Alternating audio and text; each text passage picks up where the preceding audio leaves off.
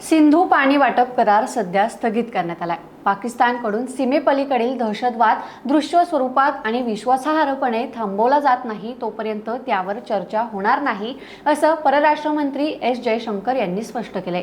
तसेच पाकिस्तानशी भारताचे संबंध हे पूर्णतः द्विपक्षीय स्वरूपाचेच असतील असं सांगताना पाकिस्तानशी चर्चा केवळ पाकव्याप्त काश्मीरवरच होऊ शकते आणि भारत त्यासाठी तयार आहे, असंही परराष्ट्र मंत्र्यांनी ठणकावून सांगितले। पहलगाम हल्ल्यानंतर भारताने स्थगित केलेल्या सिंधू पाणी वाटप करारावर चर्चा सुरू करण्याची मागणी पाकिस्तानने केली आहे।